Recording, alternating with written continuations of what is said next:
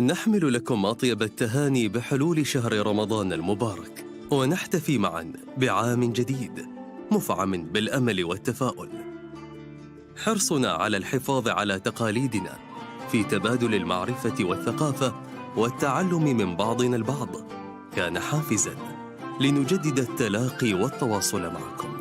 ويستمر مجلس محمد بن زايد هذا العام استضافته نخبة من المحاضرين للحديث عن أبرز القضايا التي تهمنا اليوم وتتناغم مع عام 50، مستلهمين من إرث المؤسسين وقيمهم.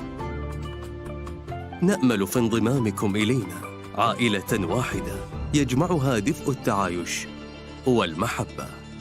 نرحب بكم في مجلس محمد بن زايد.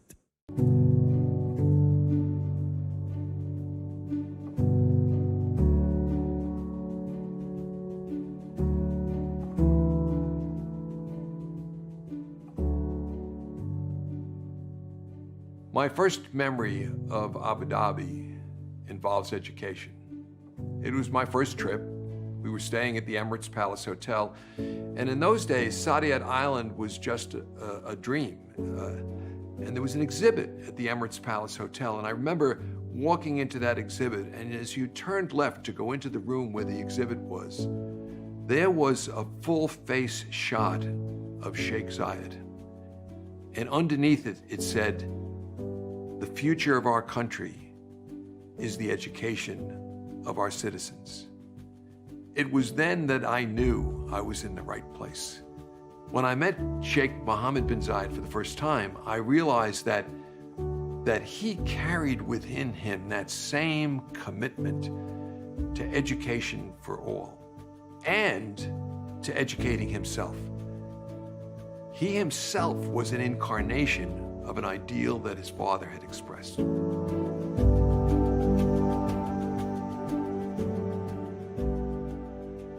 النهج اللي اتبعته دولة الإمارات منذ التأسيس كان مبني على التأقلم والتأقلم الدائم، وأساس التأقلم الدائم هو التعلم والتعلم المستمر.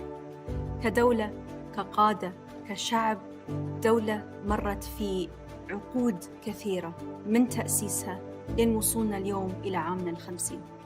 المرحلة المقبلة مرحلة تغيير جذري في طريقة العمل في دولة الإمارات وفي العالم. مرحلة ستتغير علينا المهن بأسرع وتيرة من ما كان عليه في السابق. هذا يعني أن أسلوبنا ونهجنا وطريقة نظرنا للتعليم يختلف.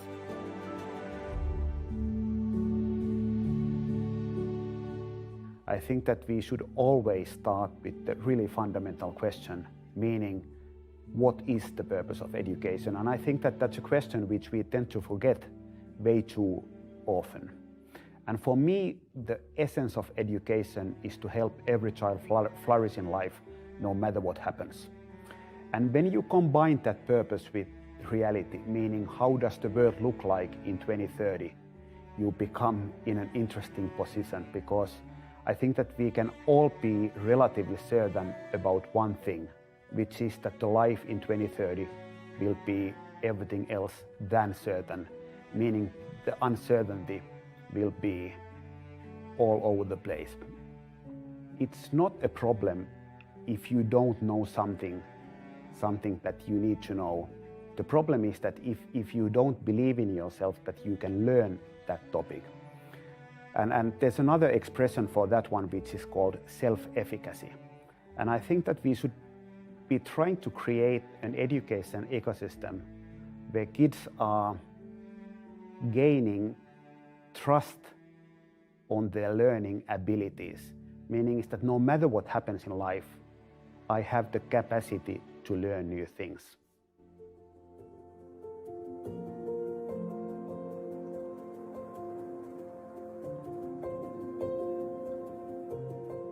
We each are creatures of the divine. Each of us has within us passions, talents, and we've been gifted with those things.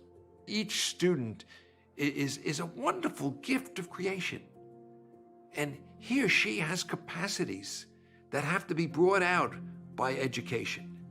The root of the word education, educo, means to lead out, to draw out. And an education has to draw out from each individual what his or her capacities are. Now we do that in a generally uniform way through primary and secondary education.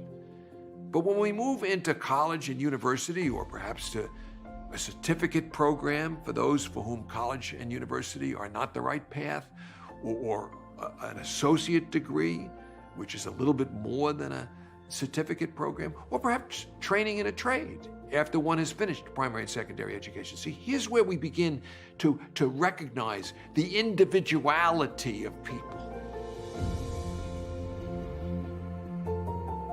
المواهب دائما مدعومة بالشغف، والشغف لمهنة أو الشغف للتعلم أو الشغف لزيادة المعرفة في جانب من الجوانب. لله الحمد حظينا نحن بقيادة في دولة الإمارات تؤمن بمواهب الشباب فيها، وتؤمن بخلق فرص في مجالات ما كانت موجودة في الدولة أو في القطاعات المعنية. ترجمت المواهب هاي إلى أرض الواقع، ترجمتها إلى مخرجات نلمسها وتلتمسها دولة الإمارات ويلتمسها اقتصاد دولة الإمارات، مهم جدا في المرحلة المقبلة. هنالك برامج مختلفة بدعم وقيادة دولة الإمارات لصقل المهارات هاي وترجمتها إلى مخرجات تترك بصمة نوعية في تطوير دولة الإمارات. التعليم المستمر هي الخبرات المكتسبة من الأفراد من حولنا، الخبرات المكتسبة من طريقة معاملتنا للتحديات اللي نمر فيها وكيفية التغلب عليها عن طريق زيادة المهارات وزيادة الثقافة وزيادة المعرفة والإدراك بالمحنة اللي احنا فيها. There's a reason that I admire Sheikh Mohammed and Abu Dhabi so much. And that is that he has always been concerned about the welfare not only of his family and the citizens of his country, but of the world. And he's always thinking decades ahead. And I've seen him with a goodness that is perhaps unique among the leaders I've seen, continue to pursue that long-term goal. And when you think about the topic we're discussing, which is lifelong learning, that's one part of that strategy, because he expects of himself, as I expect of myself, and as we hope to instill in every person we touch, the fact that there's so much possibility and good in the person or ourselves that we're never going to exhaust it. And life is about just getting a little bit better every day.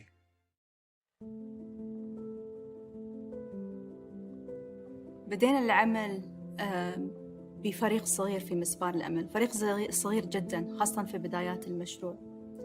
في نهاية 2013 كانت فكرة كيفية وصول دولة الإمارات إلى المريخ، ومع مرت سنوات ومع النهج اللي اتبعناه في تطوير هذه المهمة لاستكشاف الفضاء الخارجي، والنهج المختلف عن أي مهمة سابقة راحت إن كانت للمريخ أو راحت لكواكب أخرى في مجموعتنا الشمسية، كانت فيها تحديات كبيرة. كانت فيها تحديات تقنية أو تحديات تقنية يمكن في أوقات حبست أنفاسنا، وصلتنا حتى المرحلة هل نقدر ننجز هذا المشروع على الوقت الزمني المحدد؟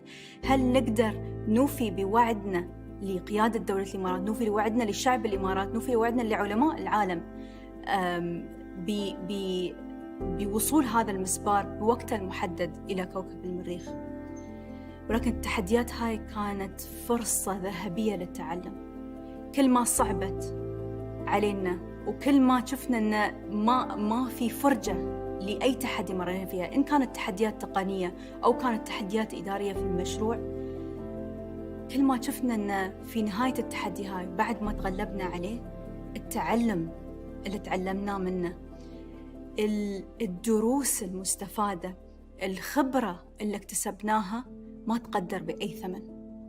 all the improvements have to be win-win, meaning is that you have to be improving the excellence and the capabilities for learning, but you also have to take care of social emotional learning and holistic well-being. And you cannot sacrifice the latter, because otherwise there will be no lifelong learning.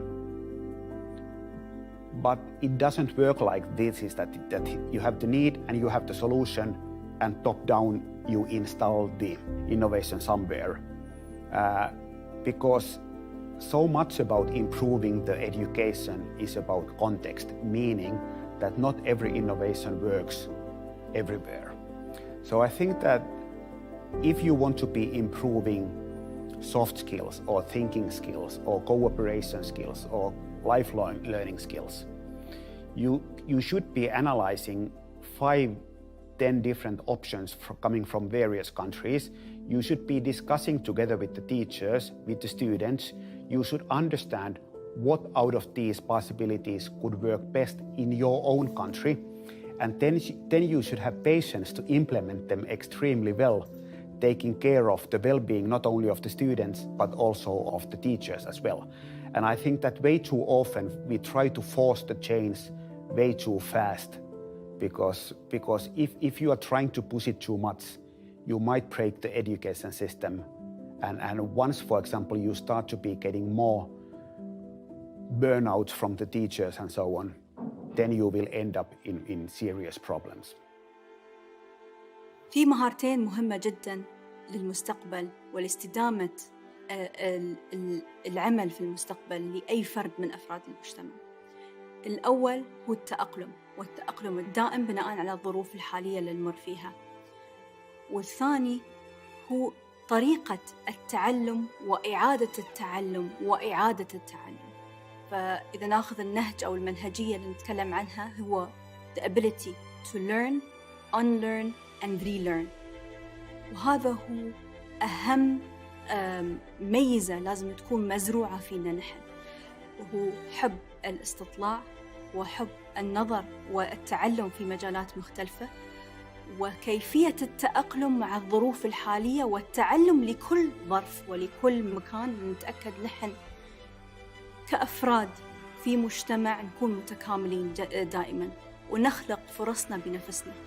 انتقلنا من 50 سنة الماضية بالفرص كانت مخلوقة لنا لأن احنا نقدر نبدع فيها، إلى عصر خلق كل شخص للفرص اللي هو موجودة فيها. وهذا اللي نحن نشوف فيها الديسربتيف تشينجز اللي موجودة في المجتمعات، والديسربتيف تشينجز اللي نشوفها في الاقتصاد، واللي تترك بصمة نوعية في نقل دول معينة لتكون من مصاف الدول العالم. Education never stops. Just as for me, as I approach the age of 80, it hasn't stopped. And education, whether you go to college or you choose instead to do a certificate program or an associate degree program, or to stop after 4 years, or to go instead to become good at a trade, education can never stop. Because if it stops, 2 terrible things will happen. Number one, just in a utilitarian sense, society will pass you by. I mean, think of it. The great jobs of tomorrow are not even known to us yet. We have to continue education just to keep advancing as an individual in a society that's in constant change. But quite apart from the utilitarian argument for why lifelong learning is important, it is a kind of moral argument. My great colleague Stephen Holmes once said to me as we sat in the garden of the old campus in Abu Dhabi, he said the great universities of the world were all created to train the national elite, the national leadership of their country. This is the first university in the world that not only does that, but also has been given the mandate to train an integrated global leadership, people who would come literally from the 4 corners of the earth together to learn to live together and be together, and the excitement of seeing the world through each other's eyes, and then to go back. Yes, some of them would stay in the Emirates, But most of them would go back to their countries, and 15, 20, 25, 30 years later, suddenly this hyper-talented group that had learned to live and love together would be running the great institutions of the world, private and public. They would be the leadership of a global, united civil society. التعليم المستمر معناته أن الواحد يتخصص في مجال من المجالات ويكون منفتح للمجالات المختلفة. فشخصياً أنا كان عندي ميول كبير في الرياضيات، كان عندي شغف كبير بفهم الرياضيات والفيزياء، ولكن كان أيضاً عندي ميول في الاقتصاد، وأيضاً ميول في السياسة وفي التاريخ. اعتبرتهم مواد مكملة لبعض، أعطتني نظرة لطريقة تفكير وطريقة استنتاج إن كان اللي يستوي في الماضي، أو ما هي العوامل الكثيرة اللي تأثر على الاقتصاد، وما هي العوامل السياسية اللي تأثر أيضاً في تطوير التكنولوجيا، بالإضافة إلى الرياضيات والفيزياء اللي أيضاً أعطتني نظرة لعلم من العلوم اللي متواجدة هناك والمكملة لحياتنا اليومية. Whenever we are discussing about trying new things, developing education, the question that is almost always asked is that how can we know that this works?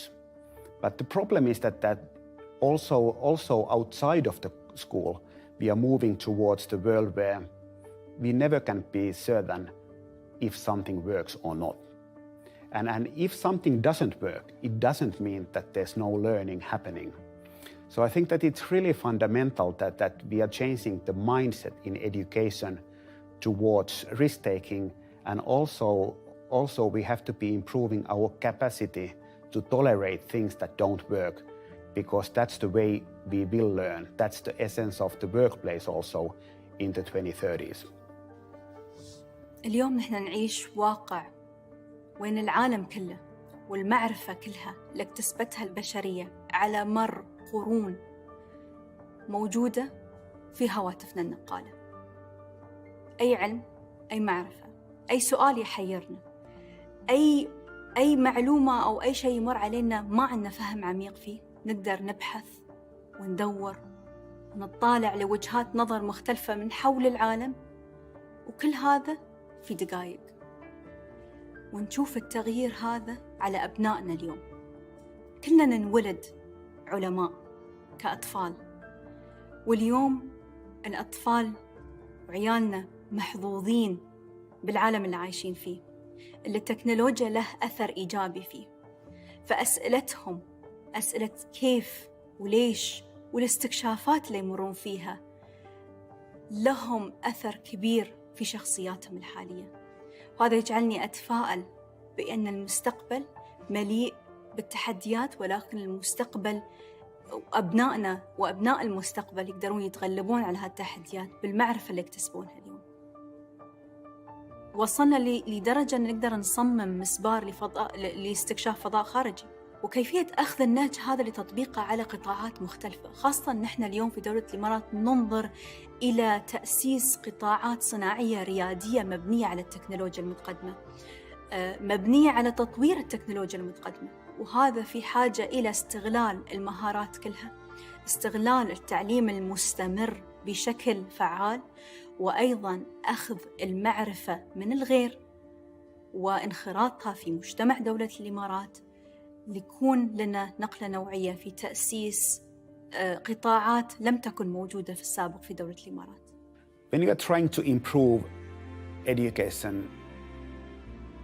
ecosystems, there's one aspect which is really interesting and really complicated, and that's the issue or the balance between excellence and equity.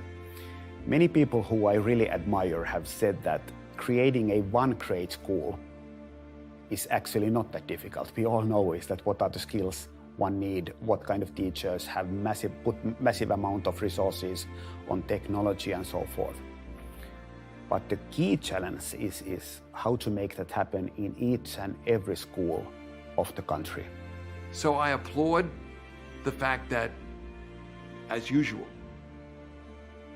the United Arab Emirates, Abu Dhabi, have focused on the importance of lifelong learning, because lifelong learning is really the actuation of the gift of life.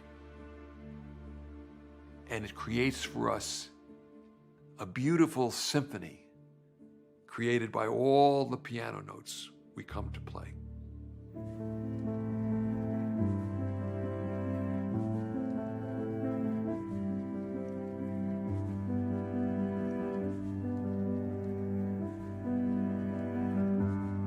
السلام عليكم. وعليكم السلام ورحمة الله وبركاته. عليكم السلام. مبروك عليكم الشهر، وإن شاء الله هالأيام تكون أيام مبروكة لكم والعالم أجمع. موضوع لا شك أنه شيق اليوم وله أبعاد لكل واحد منا كمجتمع، كأفراد، كمسؤولين، كأولياء أمور. الكل واحد منا متشوق حقيقة يستمع لتجاربكم. كل واحد منكم اليوم يأتي بتجربة في غاية الأهمية، تجربة حياتية طويلة متنوعة شيقة، وأتمنى أن اليوم تستطيعون أنكم تلبون إعجابنا بكم، إعجابنا بتجربتكم، وتحفيزنا المزيد. لا شك أن اليوم التعليم ما أصبح ضرورة للحصول على عمل أو الحصول على مهارة، ولكن الحصول على حياة متنوعة وحياة نستطيع أن نتعامل معها بطريقة تحفزنا، لكن أيضا بطريقة تزيد من معرفتنا، تزيد من معرفتنا مع بعض، تزيد من معرفتنا لمجتمعاتنا، وتزيد من شغفنا للمعرفة. فأهلا فيكم جميعا، وأتمنى لكم حياة موفقة. أيضا أتمنى أنكم تكونون محفزين الكل واحد منا، الكل مستمع المجلس الشيخ محمد بن زايد اليوم، ويمكن بعد ذلك بطرح عليكم بعض الأسئلة. Dr. Sexton, you've been an old partner, a friend of the UAE. I've had the pleasure of meeting you in different places, in New York, in Abu Dhabi, but also from different perspectives of you knowing us, you knowing the Emirates. I would really like to know how can you figure out and encourage others to create passion in learning. You're a passionate human being, which I admire. Give us a few lessons on that. Well, first of all, Your Highness, it's wonderful to see you again, and I miss so much being able to be there in person and to visit regularly. For 12 years, every 2 weeks, I would come to teach, and passion runs deep. The passion that I see in a country I've come to love, and in Abu Dhabi in particular, the passion for a future of a united world that is foreshadowed in the city itself and in NYU Abu Dhabi's student body, for example. Today we talk about passion in specific for lifelong learning. And I will just say to you, as I reflected on this, I realized my own life, this is my 61st year of teaching. 61 years in the classroom. I began teaching at the age of 17. That was my passion. That was going to govern the rest of my life. There was never any question that I would do anything else. Now, how did that happen? And what were its manifestations as I've reflected for our conversation today? The contribution I would like to make most is when we speak about lifelong learning, we have to think of it in two ways, not one. There's an outward-looking way, which is very practical, having to do with how you function positively in an ever-changing world. And then there's an inward-looking way, very personal, having to do with how we build for ourselves lives of joy and fulfillment. For me, those two things have come together. That's a blessed life, when you can contribute to the world and be useful in society and go through all the changes at the same time as you do something that is joyful and fulfilling for you every day. But I would say to you, the way to begin to think about building a passion for lifelong learning is to think about it the way great athletes think about building capacity in their sport. This is just learning as sport, and that is build muscle memory. Build muscle memory. It starts in the family. I'm the proud grandfather of a 1-month-old child. My daughter is already reading to him.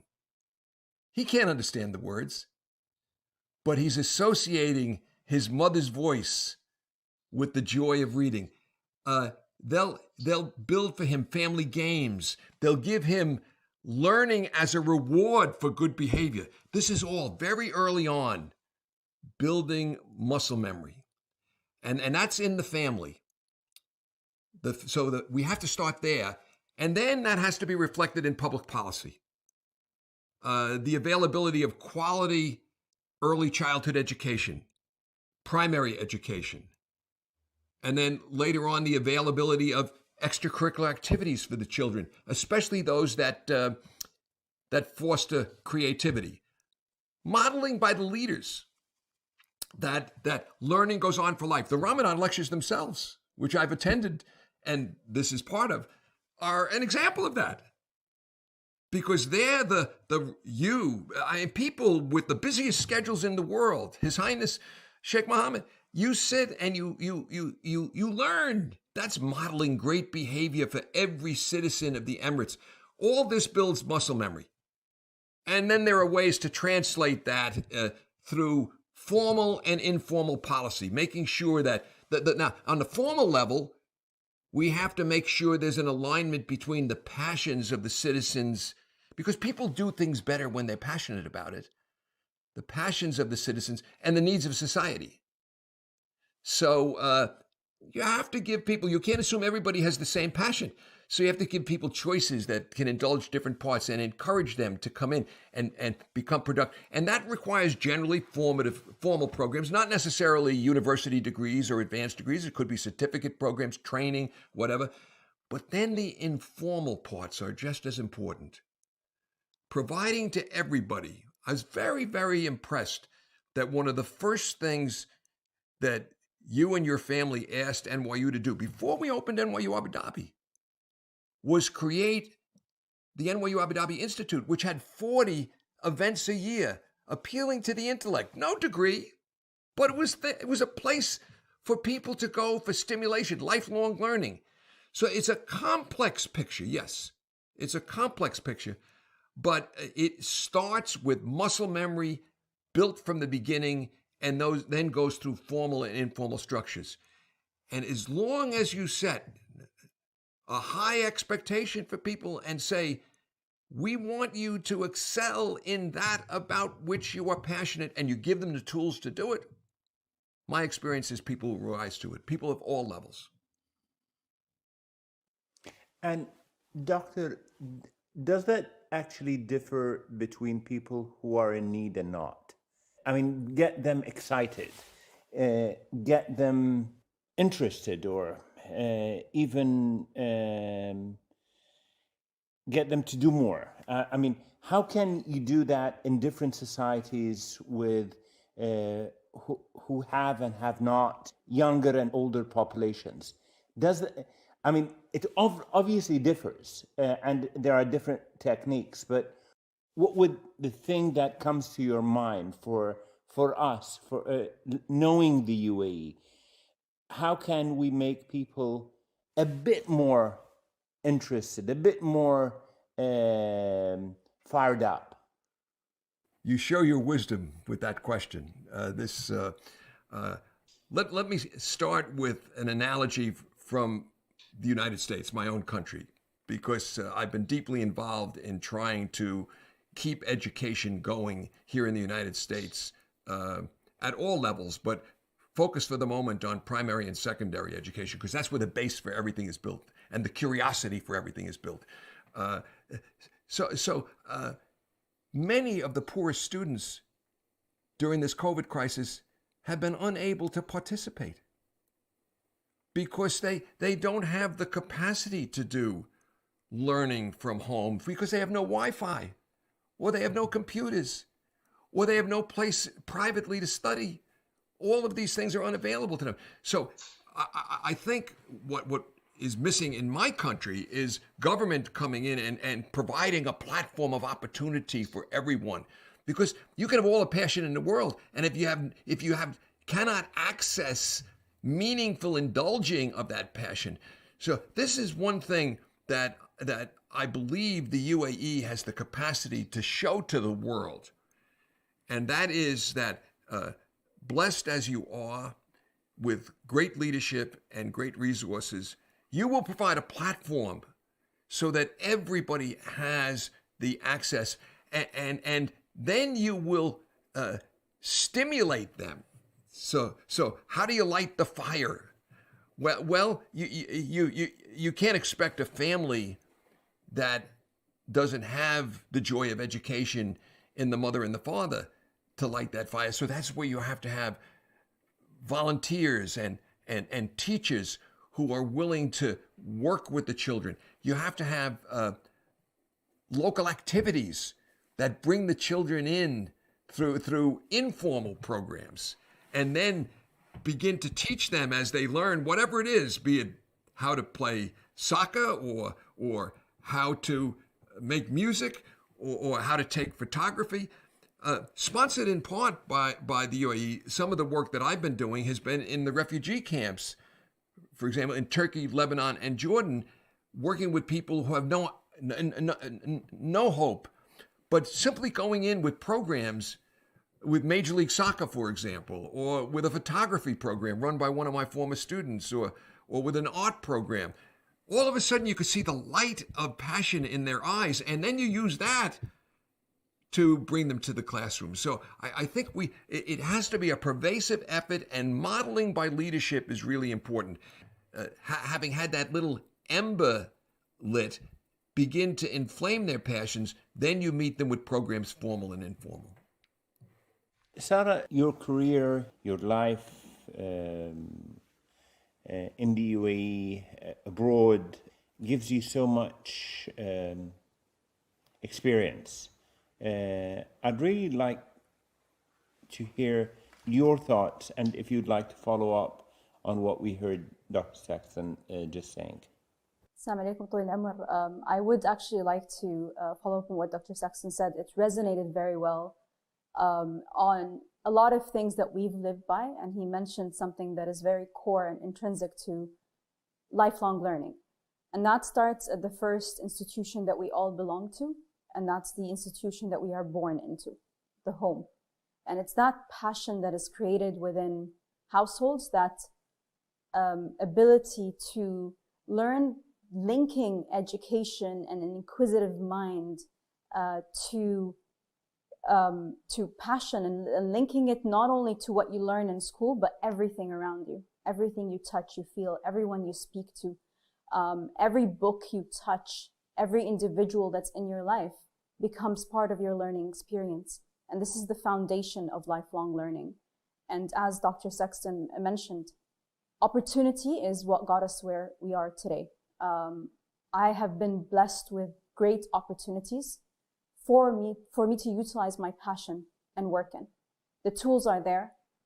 Working on a program that I never ever thought that was a dream that I was able to dream, and having leadership that always dares to create visions that are transformative in their nature and that are challenging at the same time, so that we can utilize the passion that we have in us and the opportunity that's given to us for us to be able to be vital parts of society. And at the end of the day, this is what we all are here on Earth. The more I learned about space, the more I saw planets, the more I learned about galaxies, the more I realized how small our planet is. and how small the intricate system of the planet that we live in is. And it gives us an even further rooting on what it means to leave a mark on this world and to leave a mark on the only world that we know has life on it. Having someone like Mr. Timmerman here is very interesting because of not only his experience on this topic, but also his media background. I had the pleasure of dealing with many years ago. Your experience, sir, I mean, in media, in business, in creativity, how do you see us going, a world which went through a pandemic, at a point where people were very frustrated, not knowing what would the outcome be, but pulling out of it, of this pandemic very quickly, faster than any time ever scientists have done that.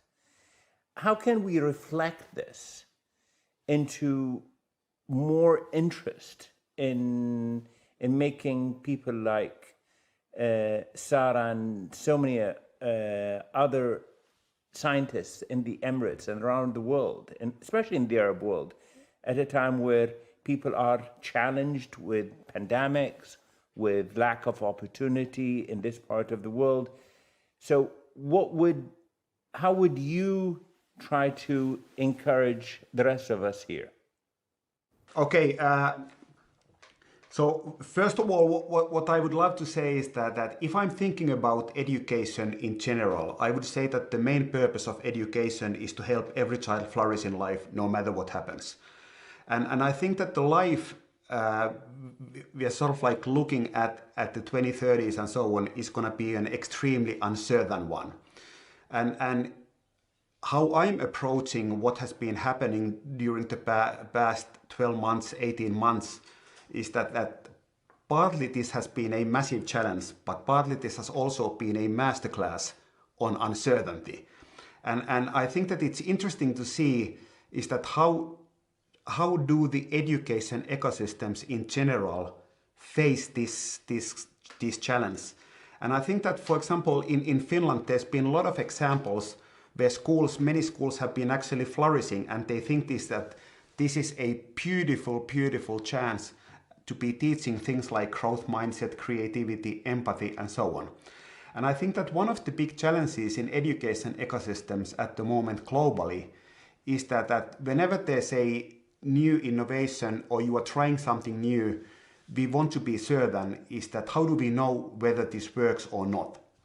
But the problem is that if we are thinking about the life in 2030, you never know what works and not. And I think that kids are learning a tremendous amount of things which did not work.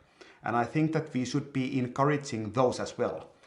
But when you are thinking about human mind and the curiosity in general, I think that you always have to keep in mind is that human being is a fascinating and holistic person. So I think that in education, we should be paying huge amount of attention to holistic well-being as well. Meaning is that kids, they have to have mental skills, they have to have academic skills, they have to be able to cope with stress, cope with uncertainty, cope with anxiety, and so on. Because it's complicated to be teaching creativity if you are an extremely anxious person at the same time. And being able to cope with stress in an uncertain world is not a simple challenge at all.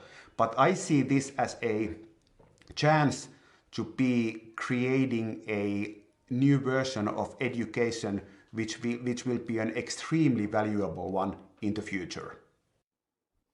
So, sir, you were talking about children, and some of us who are parents, I'm sure, have went through a different kind of challenge with their kids during this situation. How can we be better parents by doing so? I mean, how can we make sure that this challenge can be reflected on all of us down the road in a better way? Your Highness, I really love the question because it's kind of like fundamental for flourishing and happiness and so forth. And I think that when we are analyzing kids, they are learning huge amount of things from their parents as well. So if you want to be teaching a growth mindset, it's fundamental that we as parents have a growth mindset as well. And how do you get that one? I think that we need to be approaching challenges like this from a positive and optimistic point of view. We should be having what I call practical hope. And what I mean by practical hope is that we don't think that everything will be without problems in the future. What we think is that there will be a massive amount of problems, challenges in the future as well, but we can find a way to cope with those. And I think that as parents, we should have positive, optimistic worldview, and we should not be complaining too much about challenges like this, but we should kind of like try to move that kind of approach to life to the next generation as well. And it's not simple, but I think that it's crucial, because if the parents at home are complaining about the challenges day in, day out, I think that the kids will be learning that from the parents as well. So should we complain and share or not with kids? Should we share our thoughts and our experiences or not? And what are the limits there? It's a really good question. And what is my take is that we should not be lying to kids. And I think that we should even trust kids. I think that they are really good at coping with things as long as we explain them. And how I would be approaching, how I try to approach my kids and how I'm discussing with teachers as well, is that you would say is that it's not a bad thing to have problems in life. It's not a bad thing to have challenges, because life is full of challenges and so on. How we should be approaching is more like having a self-efficacy, meaning is that no matter what happens in the future, I have the skills inside myself to be solving those. So I would be discussing about problems, challenges, whether it's global warming or pandemic or whatever. I would be speaking about them actually quite openly and saying is that it will be uncertain in the future, but you and we as human beings, we will find a way to survive and we will find a way to flourish and so on. So I would trust kids and I would say is that, you know, let's be optimistic, let's find a way to enjoy uncertainty. And it's a really complicated task, but I think that it's fundamental in the fast-changing world.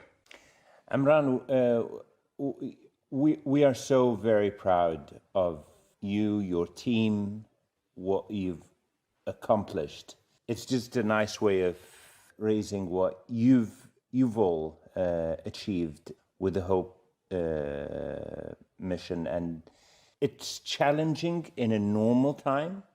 It's obviously more challenging to do it during a lockdown and a world lockdown. So how have you managed to reflect what you've known, what you've learned, and what you are learning along the way to make your mission even more of a success? Assalamu alaikum طويل العمر. Excellent question, Your Highness. And nothing about this mission was easy since day one. And the nice thing about this mission, it reflects the mindset and the culture of the leadership within the UAE. Since day one, the requirements that were set for the team were quite challenging. It pushed us out of our comfort zone. And the foundation to be able to actually tackle this challenge was learning and education. I'm proud to say that more than 90% of the team members in the Emirates Mars mission actually are graduates from schools and universities within the UAE. We had a team that was based in the UAE, a second team that was based in Colorado, a third one that was actually traveling back and forth between the UAE and the US.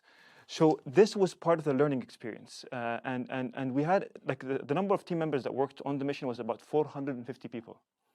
200 Emiratis, 150 from our knowledge transfer partners at the universities, and 100 subcontractors.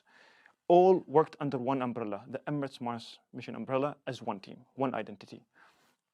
And then when it came to the pandemic, as you mentioned, Your Highness, it was something that we did not expect. We did not see this coming. We put all the different scenarios for different kind of risks, for different worst case scenarios, but the pandemic was not part of that. And then we have our risk manager here, Mohsen, actually was one of the active team members in managing the risks. And we were able to identify this risk early on. Why? Because the culture within the team, the culture within the UAE is set around tackling challenges and actually operating under worst case scenario before actually the world started shutting down. And that risk-taking attitude towards challenges is also the reason why we're able to actually deliver the mission, regardless of the lockdowns and the challenges that the team had to face in a very short time frame, like 6 years compared to other nations that usually deliver such missions in 10 to 12 years and with a very limited budget. And again, that culture that's based on learning, that's based on education, that's based on measured risks, educated risks, and that's why we're able to tackle all these different challenges that we had within this mission. Dr. Saxton, if I may just go back to you on what Imran just mentioned in terms of using space to be a catalyst for a generation. Back in the 50s and the 60s, the United States went through that. But that drive did not continue in the same strength it did back then in the States. Do countries get tired? Do countries get tired of being more creative and trying to achieve more? Your questions are so good. You bring me to this wonderful concept. I loved it as it was articulated, of practical hope. And as it was so eloquently explained, it's attractive. I want to make an argument, not against that at all, but in favor as well of what I'll call impractical hope, because sometimes it's important that we take on what seems to be the unattainable. And there's a way in which the Emirati Mars mission, the whole enterprise now with AI, the notion of by 2071, this tiny country being the most admired country in the world by its 100th anniversary, all these things, in some ways, people would say, you can't do them. You can't do them. And I think that both when John Kennedy called America to go to the moon and when the Emirates announced it was going to Mars, it was not only a statement of commitment to tremendous science and intellectual achievement, but it was a metaphor for all we're talking about here today, where you take that now to each individual, and starting with the parental unit. You know, there's one thing that parents can give to their children, no matter how deprived the situation of the family is, and that is unqualified love and confidence and hope for that child. And if in addition to the gift of being in this society, which is a hopeful society built on family, if in addition to that, you've been given the gift of intelligence, which had nothing to do with earning. You were given it, and you were given the gift of love, then you have an obligation to pay that forward and to see that the next 50 years, and that's what lifelong learning is about. It never ends. I'm about to get to my 80th birthday, and I'm still learning. This morning, as I took my 10,000 steps, I listened to my podcasts, and I learned things I didn't know before. The very act of going to the Emirates was, for me, a learning experience, and is every time I go. So I think there's a danger in every society of hope fatigue. But one of the lessons the Emirates can give the world is no hope fatigue here, please. We're going to elevate hope, and we're going to universalize it. It's not just going to be for the few. Sako, how can we cope with failure? Again, a really fundamental question. There's a beautiful book called Innovation Paradox, and the essence of that book is that how do you become successful is that you take risks. But what happens when you become successful is that you want to remain successful, and as a result you start avoiding risks. So you kind of like start to avoid things that made you successful. And I think that that's what happens with many of the companies. Finnish company Nokia is a great example of that one. So what I would say is that I've been trying to take the whole concept of failure away from my own life.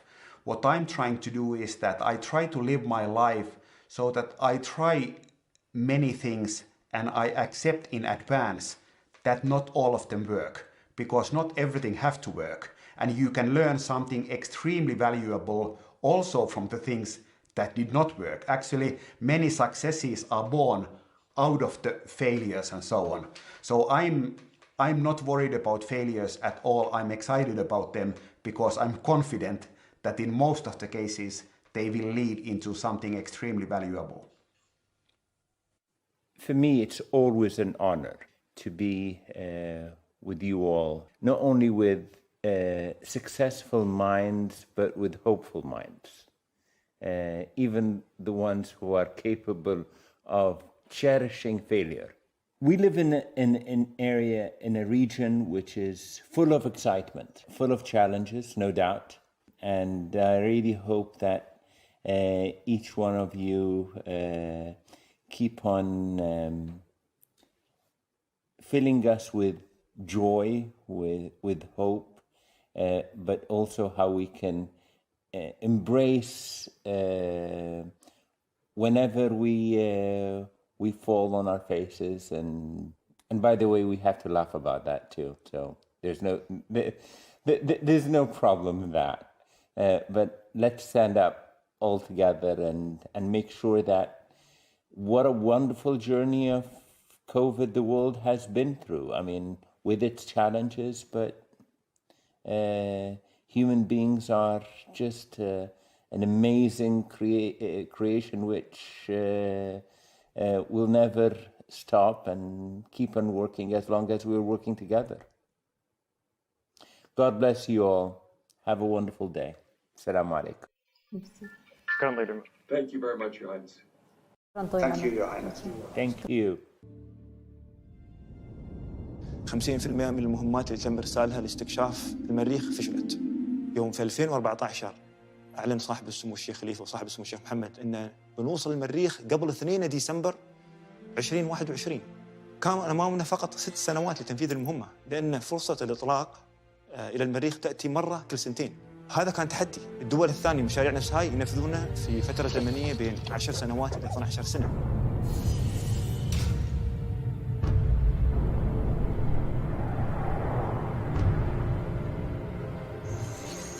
مشروع الإمارات لاستكشاف المريخ هو أول مشروع لاستكشاف الفضاء الخارجي، فكان في وايد أشياء لازم نتعلمها وكان مجال جديد علينا.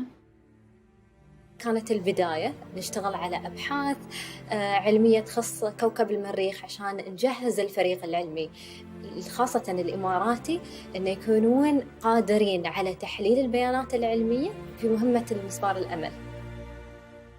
الفكرة العلمية طبعاً كانت واضحة من بداية المشروع، أن كيف ممكن هذا المشروع يجاوب على أسئلة ما كانت مجاوبين عليها من قبل، بس كان واضح أن أيدي إماراتية لازم تكون موجودة في هذا المشروع.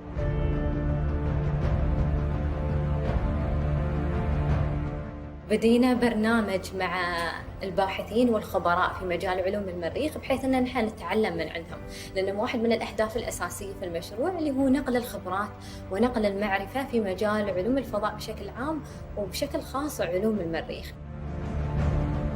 أنا مهندس طيران، دارس هندسة طيران، بالنسبه لي انا يعني حلمت اني اكون طيار، حلمت اني اكون مهندس طيران، كنت اعرف عن رائد الفضاء، كنت اعرف عن مشاريع الفضاء، لكن هذا ما كان حلم بالنسبه لي لانه كان ابعد من الحلم.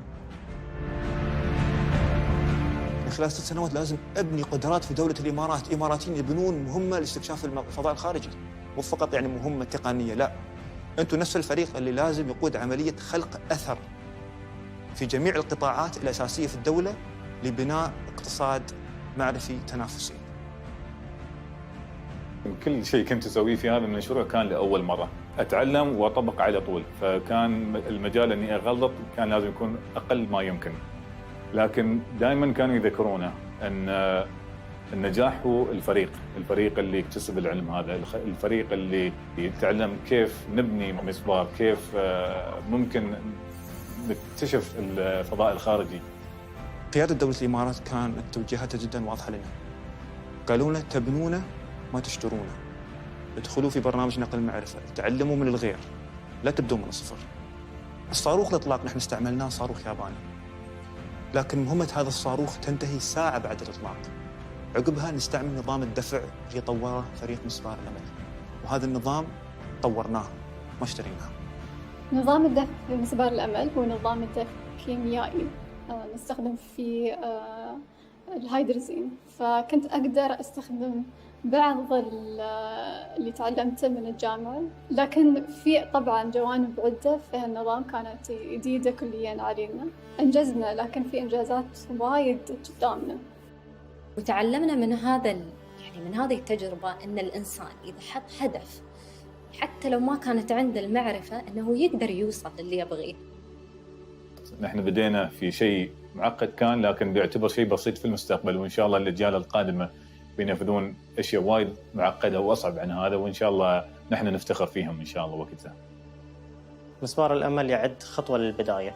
اليوم القيادة الرشيدية أطلقوا أكثر من مبادرة صنع في الإمارات، ومبادرة دعم الصناعة في الإمارات 300 مليار، مبادرة الثورة الاقتصادية الرابعة. التطور قادم ويتطلب همة من الشباب والشابات في الإمارات.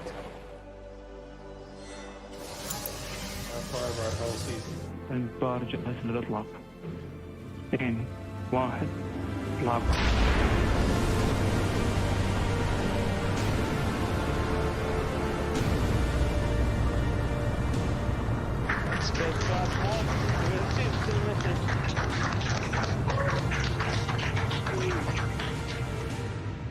وقت الوصول يعني كانت مرحلة صعبة، مرحلة فيها يعني جزء من التوتر والخوف، ولكن في نفس الوقت يعني من الثقة والفرح.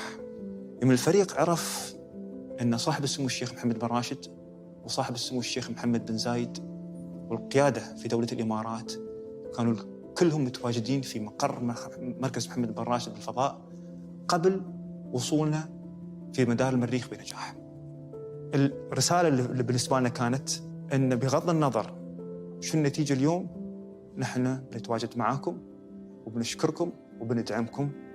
مبروكين على المريخ والتاريخ. مبروكين يا شباب، اللي حققتوه شرف لكم ولأهلكم ولبلادكم ولأمتكم. أبارك لحكام دولة الإمارات، أبارك لشعب دولة الإمارات الوفي المخلص اللي اليوم فرحته ما توصف. هذه كانت رسالة مو فقط لفريق عمل المشروع، ولكن كانت رسالة للشباب الإماراتي كلهم إن الفرص موجودة والقيادة تدعمكم إلى نهاية المطاف. بغض النظر شو النتيجة، هذه كلها جزء من رحلة التعلم وجزء من قصة بناء دولة الإمارات. ما ننسى صورة الشيخ زايد، وهذا التاريخ يذكرنا به اليوم. سنة الحياة يا عيال، جيل يسلم الراية الجيل والحياة تمشي. هو بداها وانتم وصلتوا، الحمد لله.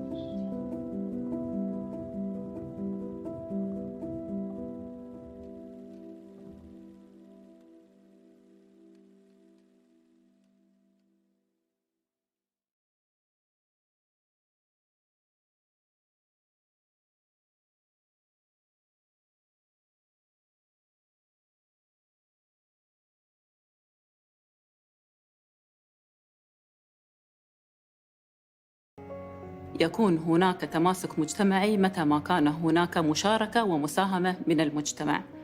مشاركة